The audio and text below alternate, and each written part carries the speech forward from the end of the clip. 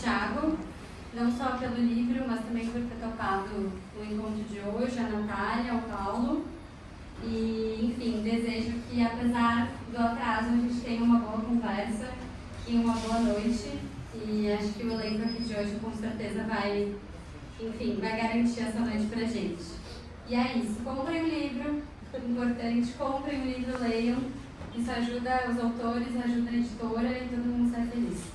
Tá bem? Obrigada.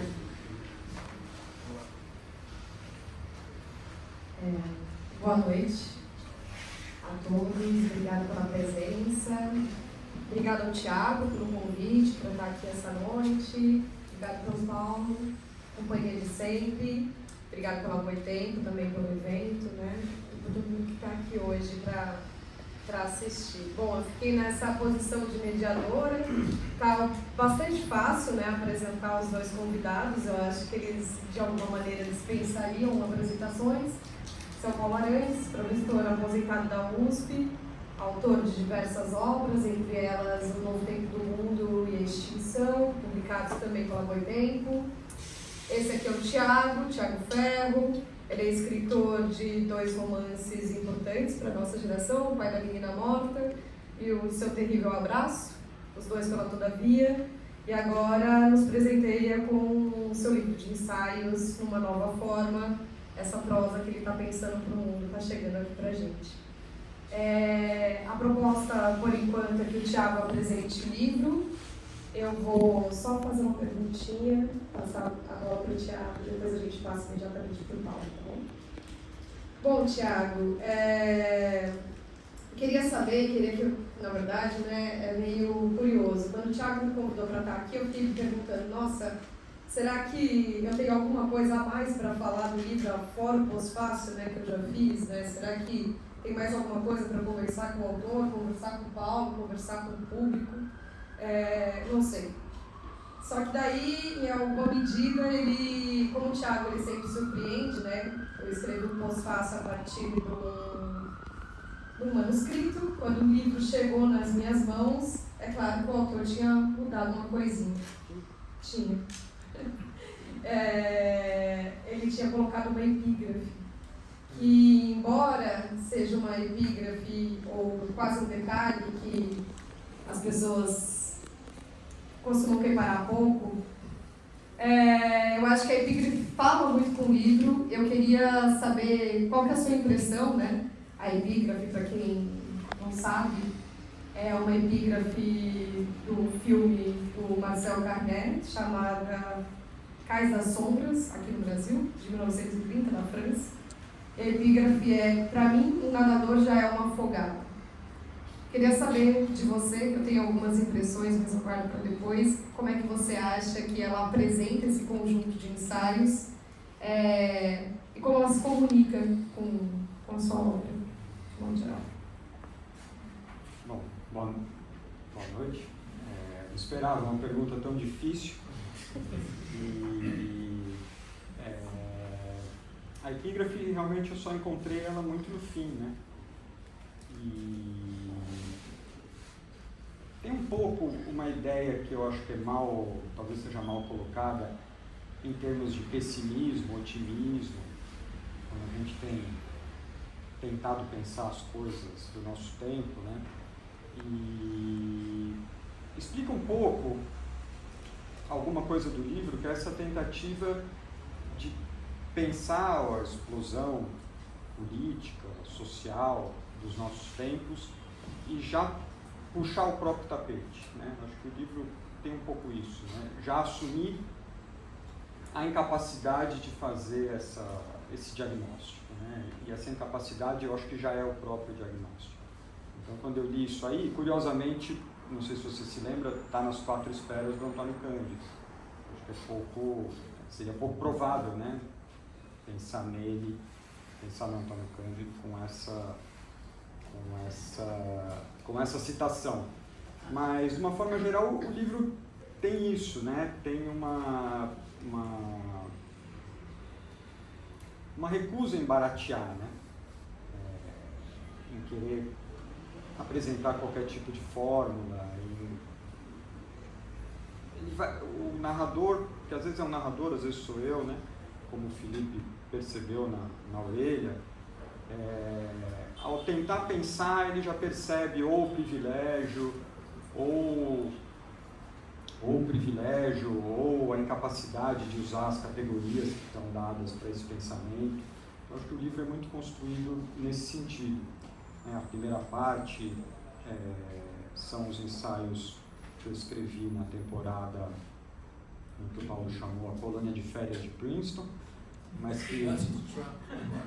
Então, é isso que eu falo, mas nos termos da Natália podia ser a colônia penal também, né? E nos quais eu tentei fazer um pouco uma coisa que a gente periféricos, né, não costuma fazer, que é meter o bedelho nos assuntos deles, né?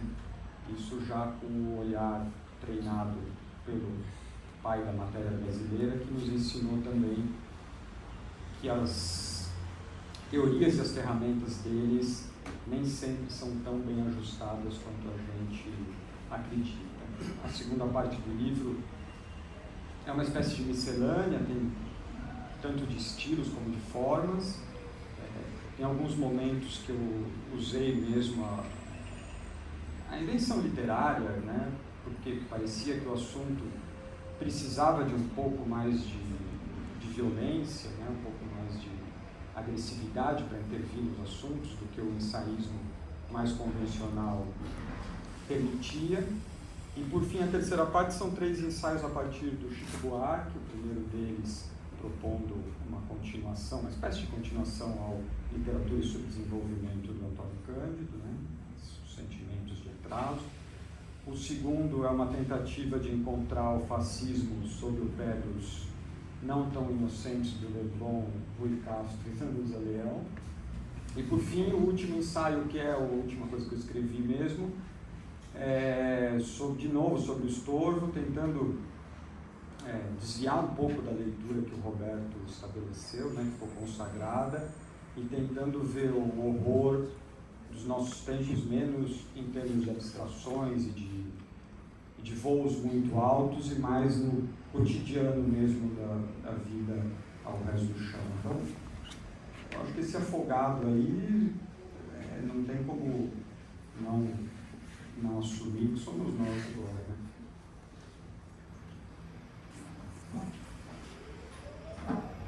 Você já quer falar?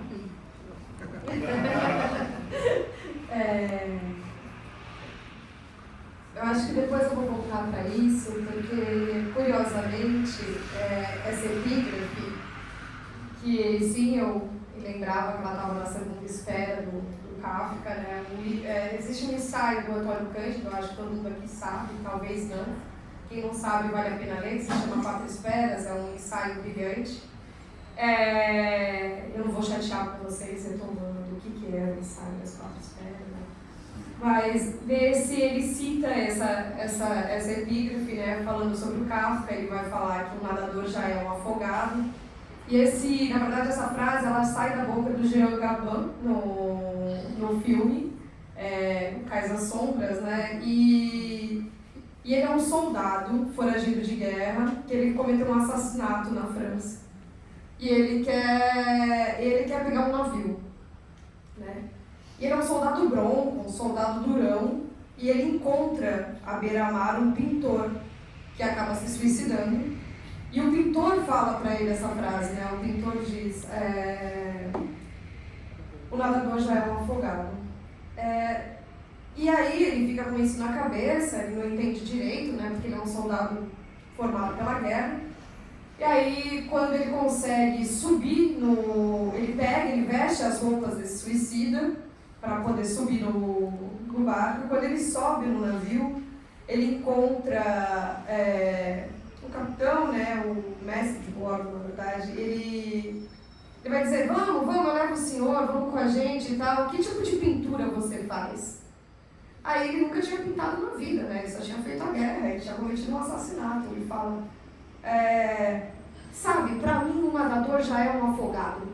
Aí ele fala, nossa, triste a sua pintura, né? Mas contanto que seja boa, suba.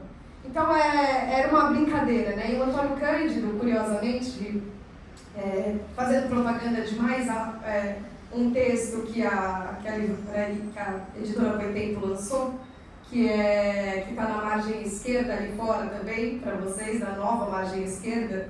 O Tiago lançou A Quinta Espera, né? Que é uma tentativa de pensar a partir do Antônio Cândido o que significa o pensamento da catástrofe brasileira, certo? Eu acho que esses ensaios do Tiago, eles se comunicam com essa Quinta Espera, embora essa Quinta Espera tenha saído depois. Ele é um texto que facilmente poderia estar aqui, e a Epígrafe indicou para mim que ele facilmente poderia estar aqui, né? É um complemento esse texto da margem esquerda que sai agora. Mas é curioso que nesse texto o Tiago aproxima a catástrofe do Antônio Cândido, né? Que o Antônio Cândido analisa nas 4 esperas.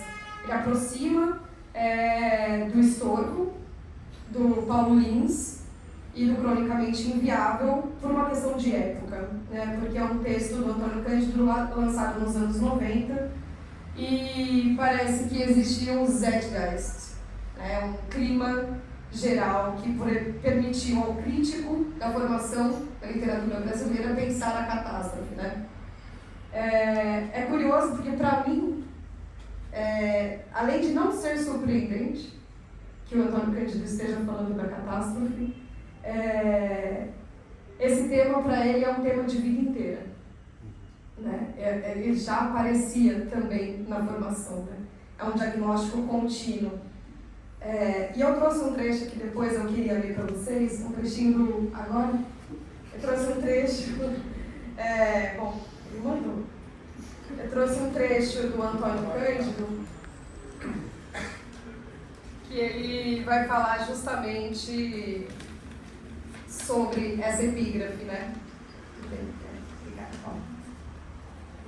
É um trecho que ele está... O Antônio Cândido deu um curso na Unesp de Assis que se chama Romantismo e Modernidade. Nesse curso ele é de 1988, mas é uma repetição. Esse curso já tinha sido dado na França em 1961. E o Antônio Cândido ele faz uma divisão, né, sobre aspectos centrais do romantismo. E na terceira aula, um do aspecto central é a negatividade, a qual você se remete. E ele chama a aula do seguinte: uma opção característica à negatividade. E aí eu vou ler rapidinho, é um trecho pequeno sobre... É uma transcrição direta, na verdade, desse curso. As pessoas mais próximas da minha geração, que aqui não há muitas, e nenhum tão velho quanto eu, lembram-se talvez de um filme chamado Cais das Sombras, que é um clássico do cinema francês de Marcel Carné, e tem um roteiro do Jacques Prévert, que havia o famoso ator Jean Gabin. Jean Gabin fazia o papel de um soldado foragido, desertor, que tinha matado uma pessoa e estava procurando fugir da França. E ele encontra num bairro, de um jeito meio estranho, à beira-mar, um pintor triste que acaba se suicidando. O soldado é bronco, muito durão, mas ele ouve o pintor dizer: eu faço uma pintura muito triste. Para mim, um nadador já é um afogado. Eu acho ótima essa expressão, porque depois, ele próprio, coitado, ele põe as roupas do pintor, ele pega a caixa de pintura do pintor, ele consegue chegar em um navio, e o médico de bordo, que é o pintor amador, fala: não, eu arranjo os papéis para você ver. E qual é o tipo de pintura mesmo que você faz? Ele não tinha a menor ideia, nunca tinha pintado um quadro na vida. Mas ele lembrou daquela palavra. Ele disse: sabe, para mim, um nadador já é um afogado.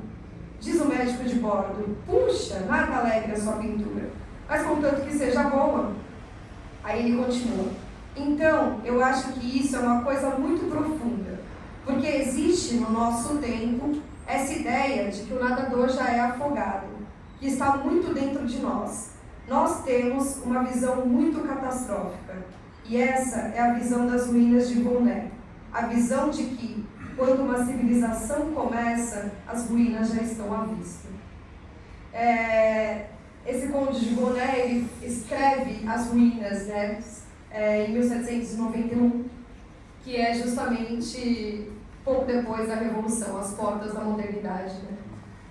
E eu acho que quando o Antônio Cândido está falando sobre a catástrofe, falando sobre essa negatividade que já contém no início das nações, no início das civilizações, né, ele está falando de um ponto de vista que envolve justamente a negatividade há muito tempo. Então, eu acho que quando a gente chega e diz que a nossa negatividade é outra, isso significa que... não significa necessariamente que o autor não estava de acordo conosco, né? Que o Antônio Cândido não estava de acordo conosco, mas que algo no nosso tempo mudou. Enfim, depois eu posso continuar essa nossa conversa. E aí, vou passar para ele. Bom, boa noite. Antes de começar a entrar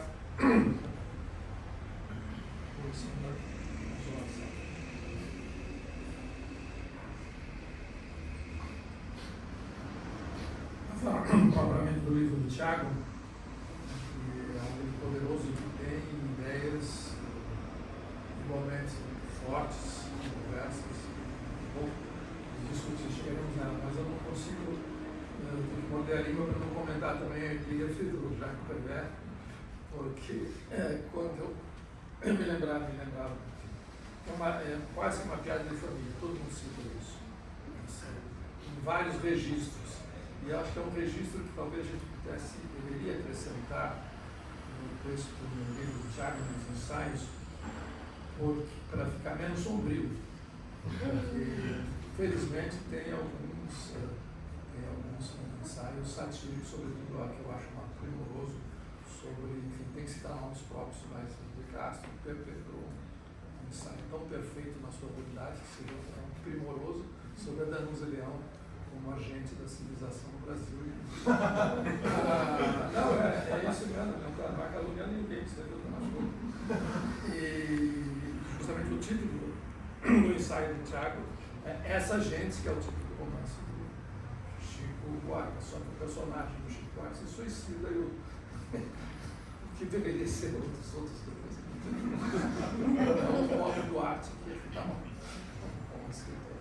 Mas é que então, para introduzir um pouco uma nota não menos catastrófica no livro, menos sombria, tem que lembrar que essa epígrafe do Jacques Prévert, que é citado pelo Carnet no filme O Cais das Sombras, ela tem dois lados. Ela é uma sátira. Então, é um soldado fugindo da França, desertou, matou alguém, e curiosamente ele quer escapar para ir colocar no paraíso, quando todo mundo fugia naquele momento, era a Venezuela. O barco vai para a Venezuela e ele perde, porque é assassinado no último minuto. Mas ele ouve essa conversa do pintor suicida, e ele guarda as palavras. E quando ele vai pagar, falsifica o passaporte para ele fugir para a Venezuela, o capitão disse: o que você faz? Eu sou pintor navio. Diz o capitão navio, eu sou pintor amador, pintor do domingo, então eu gostaria de ver a sua pintura, eu vou lhe mostrar minhas aquarelas na minha cabine e tal. Disse: que tipo de pintura o senhor faz? Ele não tinha a menor ideia, então ele repete o que ele ouviu, o que ele ouviu do pintor, digamos, pessimista, suicida, que estava afim dele, aquele que não aguentou, dedicatório do seu segundo romance. O pintor diz o seguinte: eu pinto as coisas de trás das coisas. Essa é a minha pintura. Por exemplo, quando eu vejo um nadador, eu já vejo um afogado. É uma aplicação da técnica de pintar algo que está por trás das coisas. Você é um morante, você é um pintor avançado. Quando o Jagaba repete isso, o capitão Navio, olha, que pintura o senhor faz? Bom, eu costumo pintar as coisas atrás das coisas. Aí o capitão argumentou: olha, não, o senhor não é cubista. Não. Então, aí ele dá como exemplo. Por exemplo, quando eu vejo um nadador, eu vejo por trás dele, eu vejo atrás dele já um afogado. Aí o capitão respira: bom, a sua pintura não é muito alegre, mas desde que ela seja bem pintada. Tem essas duas coisas, não é? O livro não é muito alegre, mas ele é bem escrito, então. Em outro lugar. Mas aí eu quero começar colocar um grãozinho Paulo, de maldade. fala mais pertinho só do microfone, por favor. Sempre eu estou procurando. Vou falar mais pertinho só do microfone. Pertinho do microfone. Obrigada. Que a Natália aproveitou no prefácio dela, não citou, que é um comentário dessa epígrafe que se aplica à tradição política brasileira, da qual o Antônio Cândido faz parte. O Antônio Cândido é umas lambadas do Tiago no principal artigo do livro, que é sobre uma reinterpretação do estudo do Chico Buarque. E, num certo momento, no fim do prefácio que a Natália fez, e ela, por cortesia, quis fazer, mas eu vou fazer porque é importante.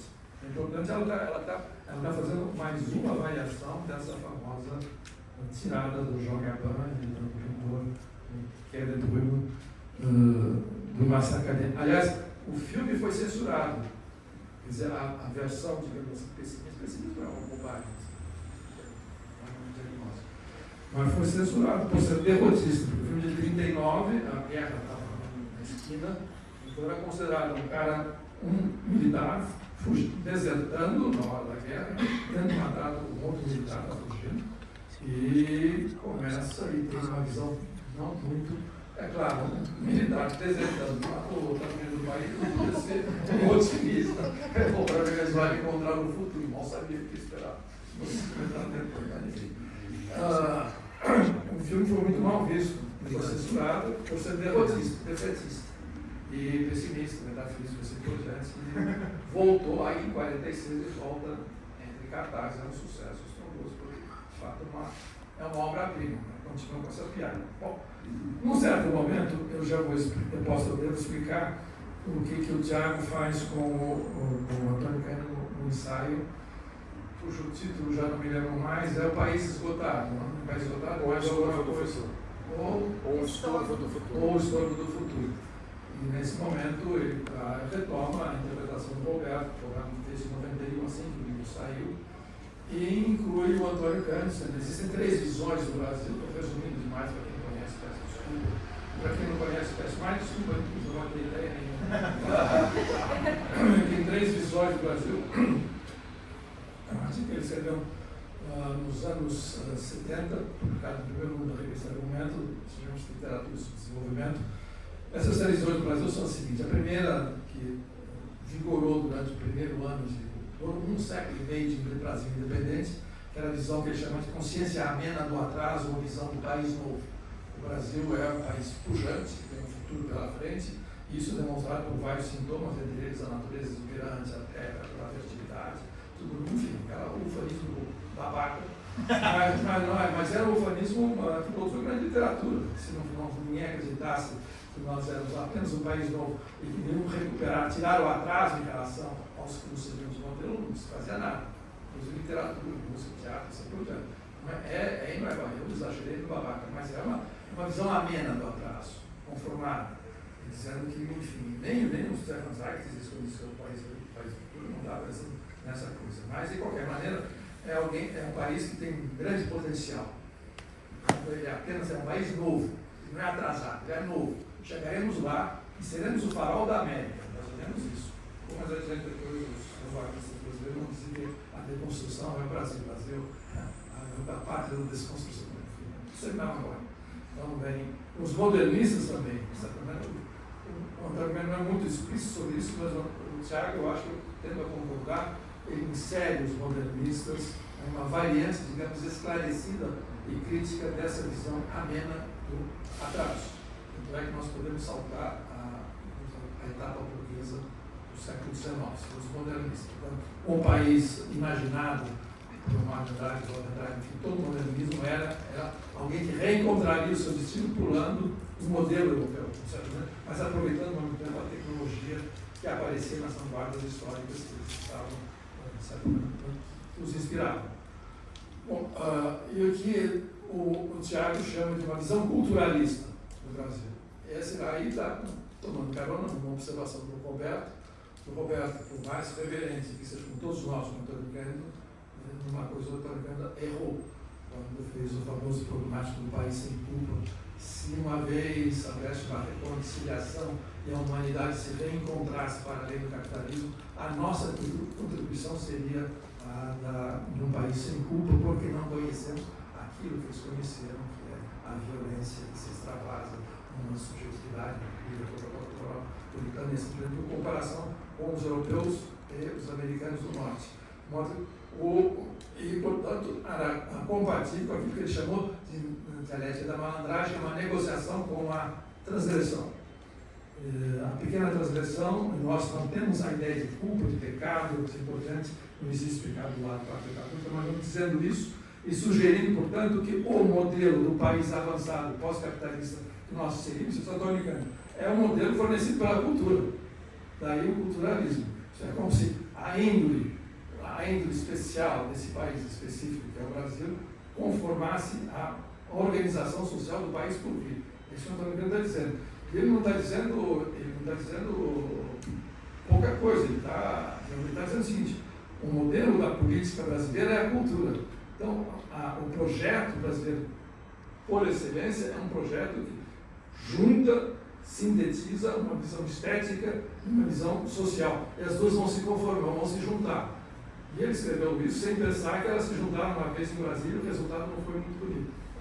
Mas, e ao mesmo tempo, essa dialética da malandragem, essa tolerância com o desvio, com a contravenção, com a pequena criminalidade, com os ilegalismos, assim, por exemplo, aí o Roberto lembra no finzinho da página, depois assim, colocar num santuário, isso aconteceu como prática cotidiana durante a ditadura. Lá, a dialética da malandragem campeou na ditadura e todo mundo transigiu, sem culpa. Então, essa contribuição cultural do Brasil para a civilização, ela se inverte no seu contrário. Isso que o Fogar chama de culturalismo, puxa a orelha do mestre no fim do artigo, e o Tiago tira a consequência. É uma visão que não correspondeu às aspirações da melhor tradição crítica brasileira, que quando falaram em consciência amena para trás, tinha um complemento, que é a segunda visão, que é quando aparece nos anos 30, a visão catastrófica do subdesenvolvimento. Portanto, ter um acréscimo, o segundo passo é como superar esse desenvolvimento. Ora, nós sabemos que essa superação não aconteceu. Puxaram o tapete. Não porque ela fosse mal concebida, ela fazia todo sentido. Isso aí já começa a entrar no pós-fácil, na crítica disfarçada que a Natália fez, ela não quis explicitar aqui, preocupação de hipocrisia. Mas assim, tem que ser discutido, obviamente. O que o Antônio Cândido disse, ele tem consciência de que a mera derrota do imperialismo não significa um salto adiante. Pode acontecer e nós continuarmos na mesma. Nós confiamos tudo na derrota do imperialismo para superar esse suposto atraso que é o subdesenvolvimento. E portanto, a sua consciência é a consciência catastrófica. Essa é a segunda, é a visão, essa visão catastrófica do brasileiro, ela já estava lá. É a superação dela na qual nós nos empenhamos. Toda a tradição crítica brasileira, propriamente que começa com o Caio Prado e vai até Celso Furtado, está orientada por esse impulso à superação dessa situação catastrófica do Brasil, a miséria, as mãos, a desigualdade, é uma coisa inacreditável. É isso que nós vamos fazer. A tarefa de construir uma nação é isso. Pensar nessas coisas. Bom, nós sabemos, o chinelo que isso não deu certo por várias razões. Não pela razão, digamos, um pouco da gravata, não vou falar mal do meu amigo e ex-professor, vou falar mal, uma piada porque saiu espontaneamente. São essas coisas que brotam do fundo da alma e que têm um valor especial. Meu professor, amigo também, já brigamos muito, mas era porque eu tinha um amigo, Janote. Quando o Fernando Henrique terminou o segundo mandato dele, ele tinha prometido, com essa adesão mística ao capitalismo que salvaria o Brasil. O resumo do capitalismo é isso. A salvação está no capitalismo, um choque do capitalismo, e tinha uma espécie de veneração pela autenticidade do capitalismo, chegaria finalmente aqui sem as peias, o atraso patrimonial, blá, blá, blá. Aí, quando terminou o segundo mandato do Fernando Henrique, saiu, esse sim foi vaiado na saída, ao contrário do Lula, esperando que o ano que vem. O Janós completou, sim, coitado do Fernando Henrique, ele foi traído pela Espanha. certamente eu poderia dizer que toda o Caio Prado tem o Celso Furtado fomos traídos pela história. O capitalismo não foi para onde a política queria. Faltou um pouco mais, digamos, de sensatez para descobrir que às vezes isso não acontece. Mas isso não é uma razão. Aí começa o puxãozinho de orelha que a Natália fez no prefácio, está ali também, como o Roberto fez no finzinho do prefácio, ele te dá um puxãozinho de orelha. Eu compreendo as novas gerações, já só, chamou de novas gerações. As novas gerações têm um pé atrás com o progressismo, com o progressismo dos que nos antecederam, os nossos pais fundadores dessa tradição crítica, que está até, que vai a remonta, se nós quisermos, remonta até o Machado de Assis. O Machado de Assis, por mais sombrio que sejam os romances da maturidade do Machado, ele é alguém que acreditava na função civilizatória do jogo de xadrez, da coleção de cena, das revistas que o Nação Militar e fundou até uma coisa chamada Academia Brasileira de Letras. Então, se alguém, um progressista, que acreditava nos melhoramentos da civilização moderna, é o Machado de Assis, que no After Hours escrevia aquelas barbaridades, aquelas perfídias sobre a classe dominante brasileira e a barbaridade da escravidão. Isso fez com que, a partir, digamos, de tanto estar escaldado por essa catástrofe que consumou o Brasil, nós começamos a jogar, ninguém sabe o que é criolina, mas criolina. Jogar criolina no chantilly da tradição crítica brasileira. Então está indo do Turralo, do Caio Prado ao Celso Furtado, como se fossem cretinos progressistas que acreditavam que o capitalismo ia salvar o Brasil. Não era o caso. Primeiro, o Caio Prado era marxista-leninista de carteirinha. E o Celso Furtado era keynesiano, que hoje equivale a ser praticamente.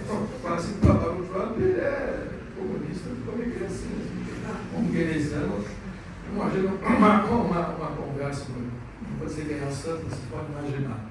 Ainda jovem, estava uma entrevista com o Celso Furtado, enchendo a paciência do Celso Furtado, isso e aquilo, fazendo crítica de um lado do outro, o Celso Furtado já estava meio pé da vida e tal.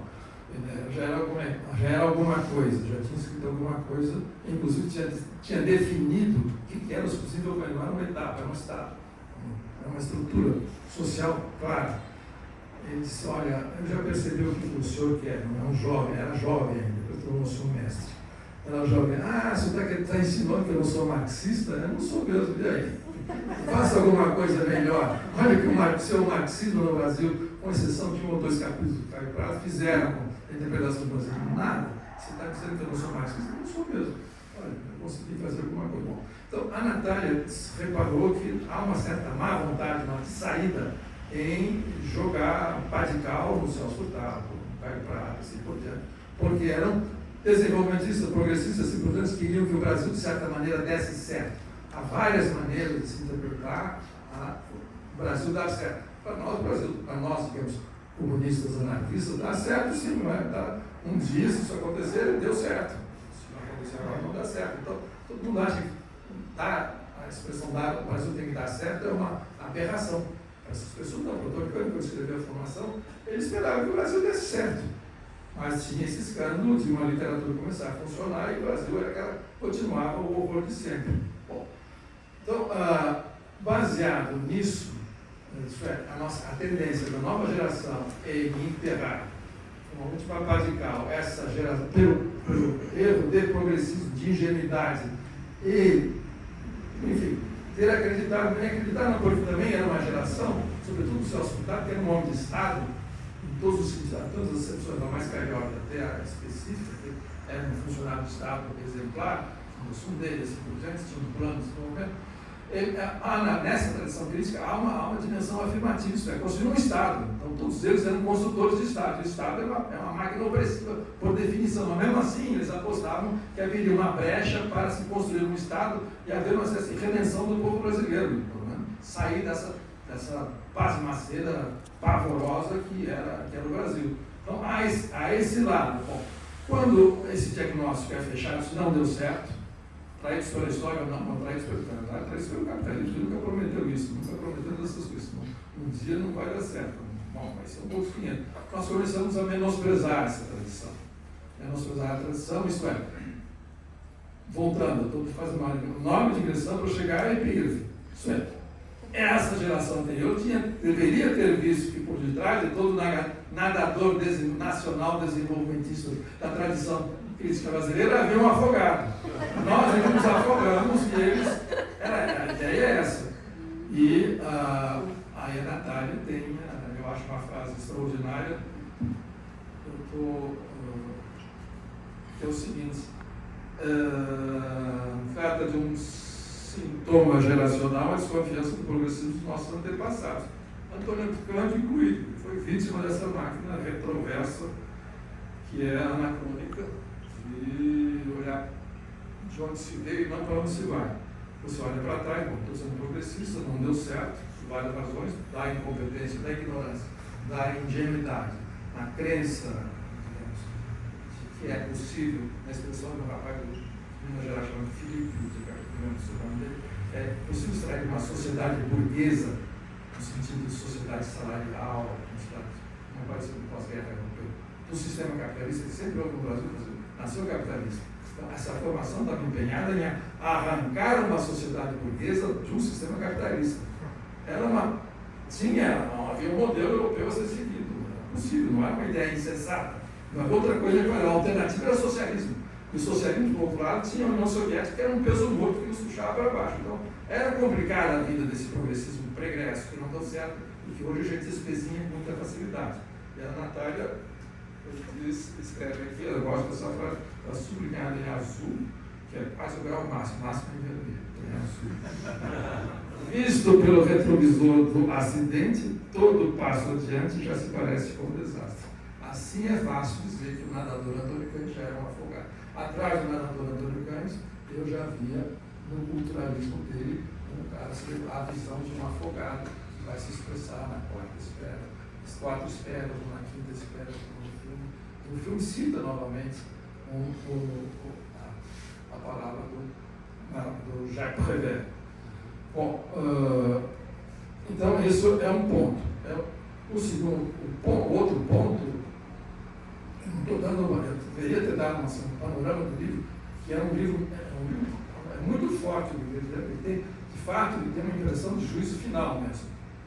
Juízo final, mas só que um juízo final que tem que ser nuançado, pode ser um juízo final, a maneira também do Nelson Cavaquinho. Subindo no Mangueira, assim, como é acabando, a juízo final, a luz negra. Era o sambista mais apocalíptico da história do brasileiro, Nelson Cavaquinho. Então, mas, por outro lado, ele era um liberão e tal, ele era mas ele, enfim, era malandro, outra coisa, tinha PM, Bom, o Tiago tem esse livro é um livro ambicioso. Existe uma quarta visão, uma terceira visão do Brasil, que é o que eu estou chamando de país esgotado, que é a interpretação do Estorvo na esteira da primeira interpretação do Roberto, de 91, o livro de 91. O diagnóstico de que existe uma terceira visão, aí sim, aí a professão não está, que desmente as anteriores. Desmente sim e não. Isso não é fácil, retrospectivamente, ver no acidente pregresso já um desastre desenhado. Nada indicava que o que culmina na formação, um projeto que foi do Celso Furtado e todas as coisas, tinha nacional da esquerda, da direita, tudo, já fosse um projeto, uma visão de afogado. Bom, eu vou, portanto, deixar de lado a estrutura geral do livro, que tem parte de ensaio, tem uma parte, como o Filipe acentuou, eu também acentuei no prólogo, um lado de narração, tem um lado de ficção mesmo. Então, por isso que eu brinquei, por isso que parece uma coluna de férias, que começa, a primeira diagnóstico é fechado, da prisão perpétua em Princeton, onde olha, chego em Princeton e vejo o Brasil, consigo desligar no Brasil, começa a haver convergência. O que é um mass shooting, um tiroteio daqueles amok, suicidas americanos e uma chacina brasileira. Há muita diferença, mas eles vão convergindo em alguma coisa de modo que centro e periferia convergem, e, portanto, a visão, então, desemparedados, a visão perpétua. Pode ser que um debate do afobamento, porque não pode ser assim tão irrevogável. Tanto é que ele não é tão irrevogável, porque nessa visão do país esgotado, que o Tiago atribui ao Estorvo, com toda razão, apenas ele deu um nome à descrição do Roberto e acrescentou mais coisas. Aí sim, de poder no debate, para poder dar mais características desse país esgotado, dessa temporalidade esgotada. Se usa o tempo esgotado, o que isso significa? Porque há uma brecha, assim, uma brecha inexplicável. Porque nada mais, nada menos, digamos, não é absurdo, a audácia do Tiago é interpretar o Estorvo na base das coisas anteriores do Chico e dizer: há um suicídio. Esse suicídio é um livro, é um romance impulsionado pela morte, e a facada final pode ser vista, ela é suficientemente ambígua na pena do grande escritor como Chico para ser interpretado como uma morte voluntária. Uma morte voluntária no país voltado é a única chance. A única chance de sair da prisão, isto é, por não aguentar. Isto é, na verdade, se liberta quem se mata na cadeia, mais ou menos isso. É uma tese, digamos, totalmente contra-intuitiva, porque você olha para o escritor e olha para o livro, você olha para o escritor mais bom moço que o Chico, é impossível. Esse cara jamais, se me arrancar uma unha encravada, ele vai achar que é um atentado à humanidade. Não vai fazer isso. Mas, por outro lado, ele montou um sistema paranoico que tem essa culminação que é perfeitamente verossímil. Mas também no último parágrafo desse artigo, desse último artigo, tem dois artigos sobre o Estorvo, no segundo artigo, em que a hipótese da paranoia é avançada, em que é suicídio mesmo, não há saída. É suicídio, não tem como. E é um suicídio sociologicamente, digamos, fundamentado, não é apenas um transtorno de depressão temporária ou permanente. Eu não me lembro das palavras, eu não vou encontrar porque eu estou com o óculos errado. Mas no último parágrafo, o Tiago inexplicavelmente abre uma brecha e diz assim: mas então como entender se as coisas são assim? A música. Porque as canções, ele não diz isso, eu estou interpretando, as canções preservaram o impulso inicial delas quando o Chico se lançou nos primeiros anos depois da ditadura. Não é só a banda não é tão desencantada assim, não.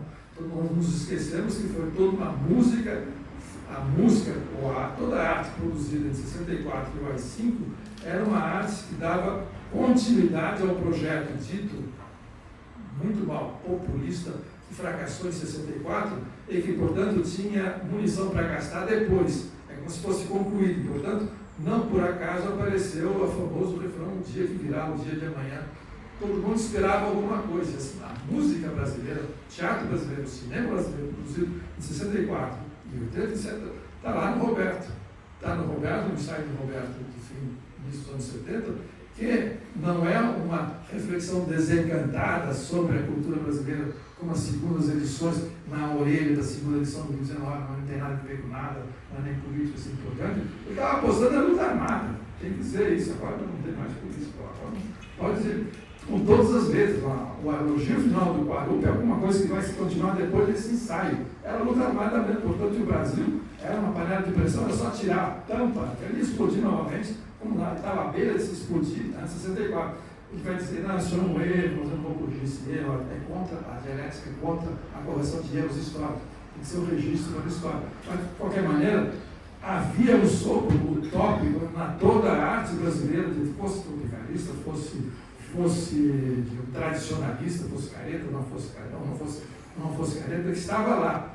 Então, isso ficou na música do Chico, em pleno momento, falou: que tal um samba? O país está caindo pela hora da morte. O fascismo chegou, a extrema-direita é triunfante, e dá um samba, hein? Aí você ouve e fica entusiasmado. Aí, novamente, aquele Brasil que nós achávamos que era a visão progressista dos nossos antepassados, se descortina na nossa frente pela adoração da música. Então, isso o Tiago pôs lá sem explicações. Eu acho uma bela ideia. porque a música distingue, dá uma diferença, coloca um toque novo na culminância do suicídio. Bom, mas aí tem muita plana para manga, eu já falei demais, tem muita coisa no livro que está mostrando o que significa ouvir música nas circunstâncias que, de certa maneira, num país esgotado, como você disse, esse país esgotado ele tem uma primeira característica, só com isso eu termino, porque depois tem mais a dizer a respeito.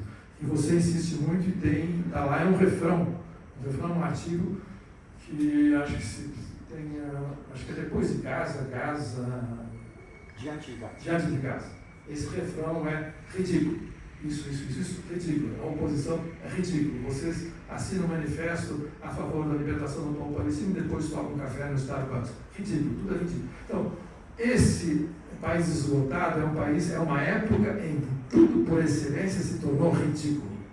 Bom, se é assim, e por outro lado, tem a paranoia que combina, a claustrofobia que combina no suicídio, e tem uma espécie de fio de esperança que aparece, um vislumbre no que restou da música, enquanto tal, e música que foi criada em circunstâncias históricas muito específicas, aí eu penso, e aí é outra colherada de criolina, e com isso eu encerro, eu penso num artigo que eu acho formidável, do Luigi Mazza, que saiu um ano atrás na Piauí, em que ele comenta justamente a música que é celebrada como um culto religioso, chamado o sol, depois do sol, o pôr do sol, após do sol, ou o sol, que do Caetano, que as pessoas cantam Luz do Sol. Luz do Sol, cantam numa mansão em Brasília, como se fosse uma oração, e o santo está lá, ele fica encabulado, ouve e canta junto, e isso aparece como uma espécie de evocação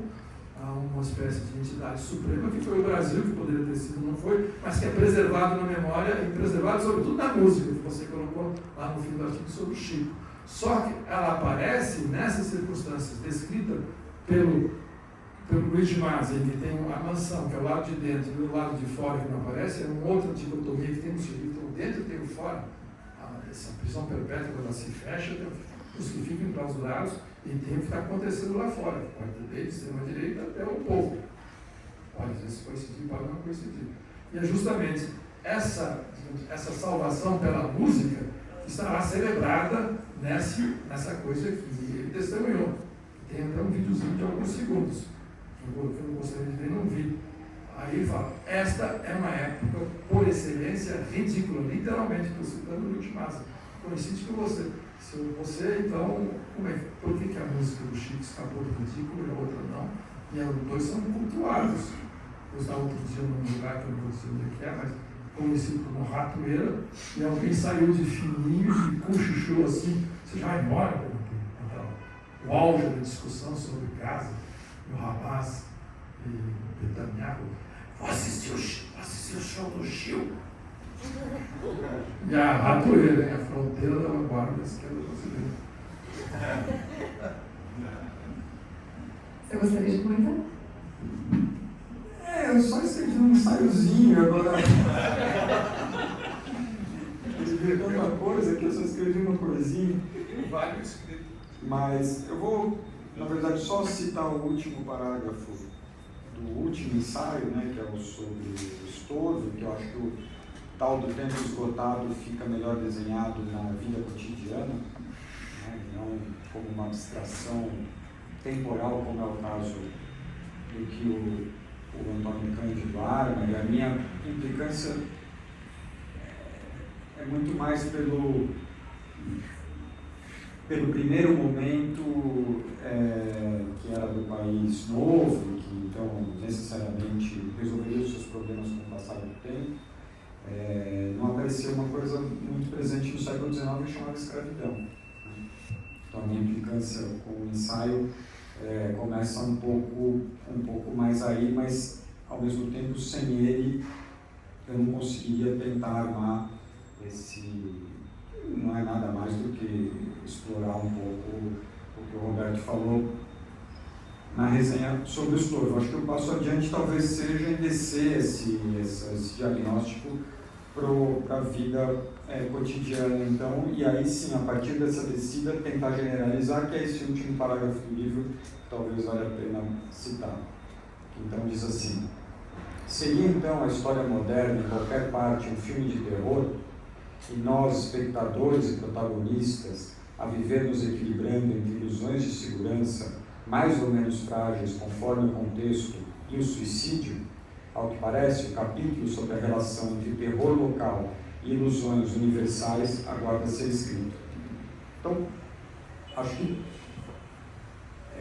a contribuição se tem aí para o debate, talvez esteja nessa ideia da gente colocar essas grandes ideias, essas grandes ideologias que o Roberto foi novamente quem nos ensinou a... Posso? Claro. Você não leu o trecho que eu mencionei, você leu outro. Vou te ler agora. Abre aspas, senhor Tiago. Mas depois, tempo esgotado, depois de falar, descrever. De fato é impressionante, você, relendo o trecho do Chico na faca entrando, e me abraça mais, por favor, não tire a lâmina, que seguramente vai doer mais do que quando entrou. Depois de escrever isso, mais aparentemente chegamos a um fim de linha agora, o Tiago falando, uma nova noção de país intuída pela literatura contemporânea. Ainda há dialética nessa história, ponto. Ou o que explicaria o sentimento muito parecido com esperança que nos toma quando ouvimos as canções de Chico, identificadas aqui como portadoras de uma sensibilidade de desencanto histórico da vocação. Então, você não leu, é isso? É isso que eu não sei responder. Ah, mas o que você escreveu? Eu acho um achado, mas por outro lado, tem, digamos assim, como diria o imortal Stanislau Ponte Preta, tem um lado bem cocoroca, que foi cocoroca no Milão, você lembra que é cocoroca? Stanislau Ponte Preta, caretas, cocoroca é mais interessante que careta, careta é um cara fechado, cocoroca é um pouco alegre, na época do Stanislau, que é o descrito pelo Luiz de Maga, então os cocorocas, minos de louvor ao Brasil, à cultura, à natureza, gênica, a raça, assim, cantam, porque do outro lado está a selvageria. A selvageria que é o agronegócio, pastores evangélicos, agronegócio pujante, outra música que eles não conhecem, por aí vai. É o povão descrito pelo Chico, um estorvo que causa repugnância. Para ele, o povo desapareceu, o povo da literatura brasileira desapareceu e enlouqueceu e escreve essa loucura. Então é o lado de fora, a mansão é o lado de dentro. Pode ser que a mansão que esteja em prisão perpétua, as portas se fecharam, não vê o que está acontecendo do outro lado. Então, mas quando você evoca a possibilidade de detenção que está presente, a utopia não morreu, a esperança que aparecia lá. A Adélia comenta muito bem isso, a música do Chico, o desenho, não lembro mais o título, está lá na música. E mesmo já museificado nesses shows eternos de despedida da dupla baiana, assim por diante, a civilização brasileira resplandecendo, iluminando a humanidade, tem esse lado cocoroca, mas que o Luiz percebeu perfeitamente, e é isso que diz. A época que nós vivemos, dada o limbo que nós chegamos, imaginando que vamos preservar a essência do Brasil verdadeira que teria voltado à eleição de 2 anos atrás, não voltou, não voltou. Esse é o lado ridículo. E você passa o livro inteiro dizendo, nós somos ridículos, eu sou ridículo, eu cheguei aos 40 e poucos anos de idade, o que eu fiz, não fiz nada. É tudo, eu sou ridículo, nós somos afogados, estamos agora. Então, digamos, o Roberto, o Marcelo Coelho foi o único que resenhou, curiosamente, a resenha do Marcelo saiu 4 dias antes do Roberto. E ele também disse, o livro é um livro em que se diz nada mais nem nada menos. É um ensaio corajoso do Marcelo. O Chico Buarque está dizendo, o povo nos traiu, a nós quem? A elite cultural brasileira que pensamos no Brasil há mais de um século, do Machado até Carlos Drummond de Andrade, o povo nos traiu, ele enlouqueceu, ele passou por outro lado. Não quer mais saber de nós. Ó, esse povo, essa coisa que está se passando lá fora, que você apenas discute como quem está discutindo manchetes sobre atrocidades que você lê em Princeton, e depois recupera chegando no Brasil. Mas o que está de fato se passando lá fora porque nós fomos confinados. A prisão perpétua é uma prisão perpétua que foi decretada em 64, quando a ditadura nos poupou e nós ficamos no circuito interno, enquanto a derrota havia sido, como se diz, acachapante lá fora. Esse lá fora continuou a se reproduzir e reaparece em 91, no auge da transição para a democracia, a reconciliação do Brasil consigo mesmo, só que o olho que o Chico de Santos acabou. Acabou e, portanto, vai ser ambígua a morte do meu narrador paraguaio.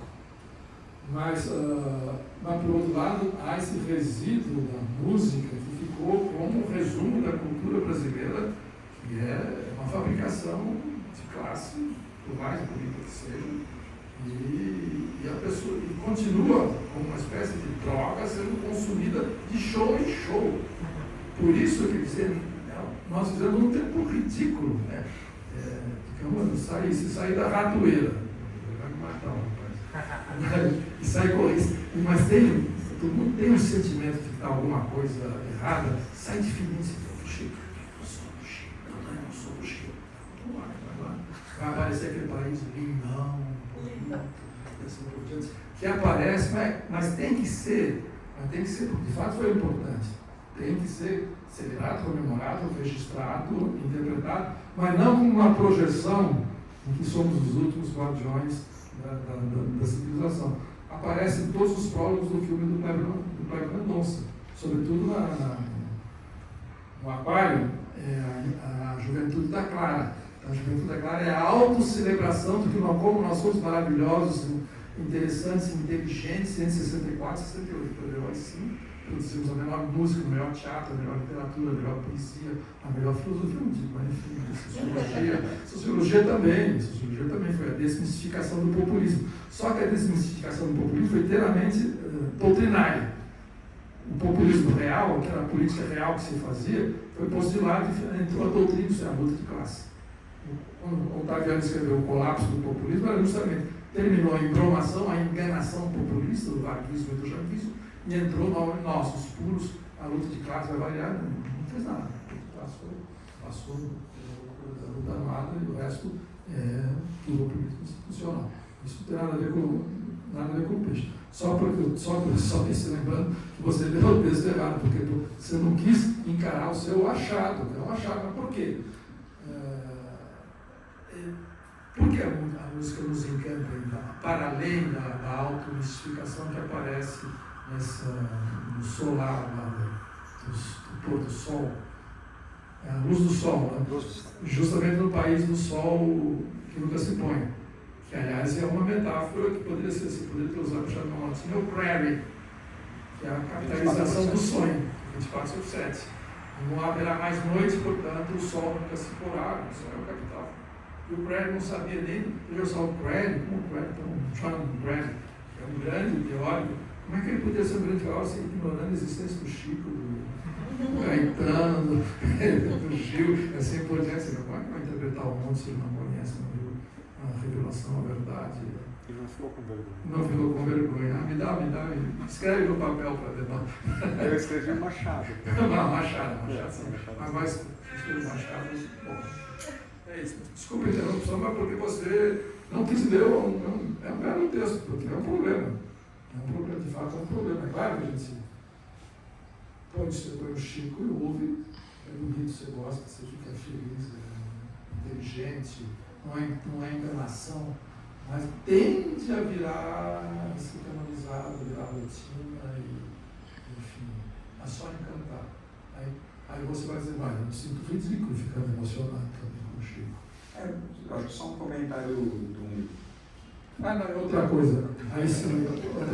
Não, porque eu pensei que a Natália fosse cair em cima, mas ela está de dona de casa, anfitriã, então ela não pode falar isso. Você falou o negócio da escravidão, no Panicano, na Lagoa.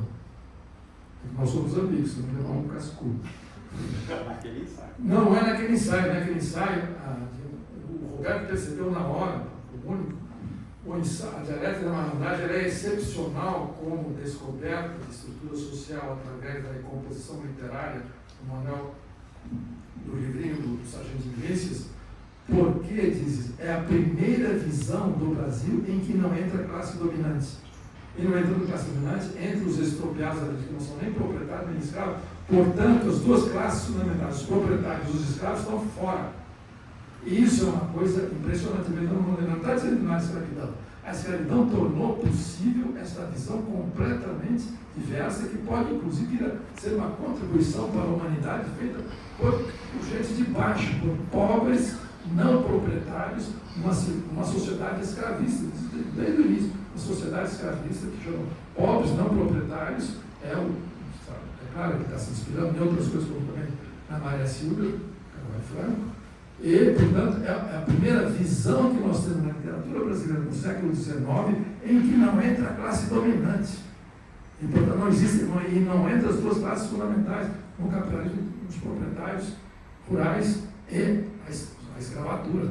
Não é que está ignorando, seria o achado dele é dizer como é que esse milagre foi possível. E depois o Roberto vai redescobrir, claro, redescobrir entre aspas, o caminho na Helena Mobley, a Diamantina dos primeiros anos depois da abolição. Não fala da escravidão na literatura e subdesenvolvimento. Não fala da escravidão na dialética fala. Tá? Sim, mas aí você é defesa. Mas não fica dizer que o Antônio Cândido falou de escravidão, ele só escreveu sobre isso a vida inteira.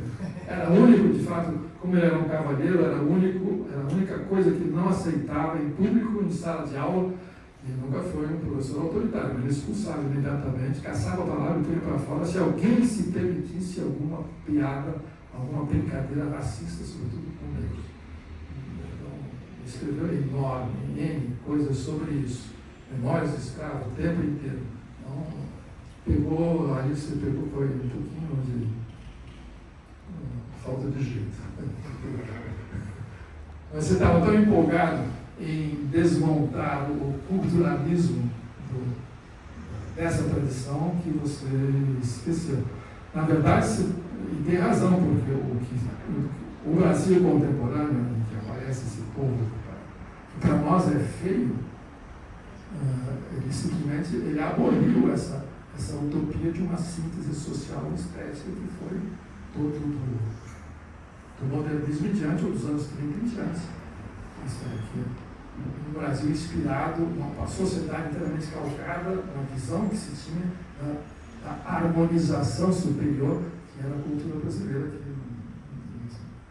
Na verdade, não é toda periferia, era isso, era isso que ele estava dizendo. Olha só. A Natália pode falar. Não, bem rapidamente, para a gente passar para o público, porque eu acho que eles talvez queiram falar com vocês dois, é importante.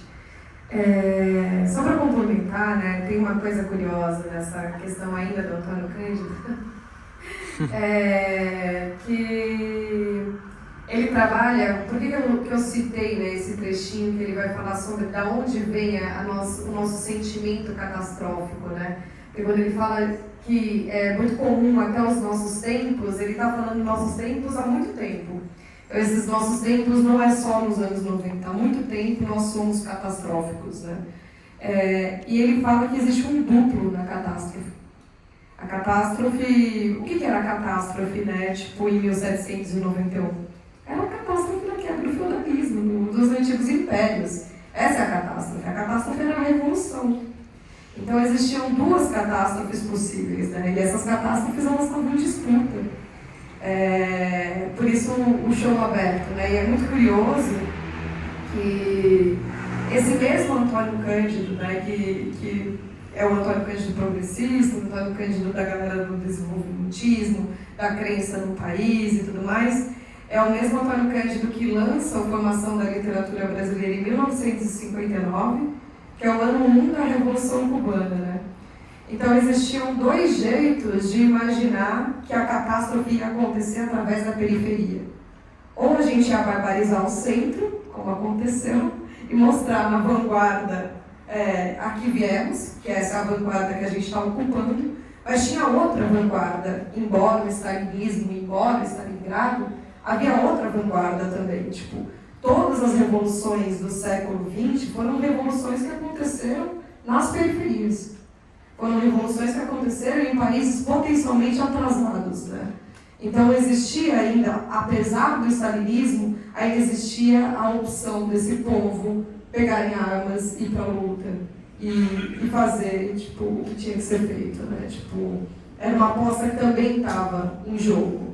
Ela não era uma aposta também socialista, né? Ela não era só uma aposta progressista, tipo, a observar a nossa própria tragédia, né? A nossa própria tragédia podia dar coisa ainda, como deu em vários lugares. Isso é um ponto. Não, na verdade, deixa. Mas aí eu gostaria de saber se alguém gostaria de fazer alguma pergunta, a gente já pode abrir para o público, porque daí continuamos a conversa aqui na mesa.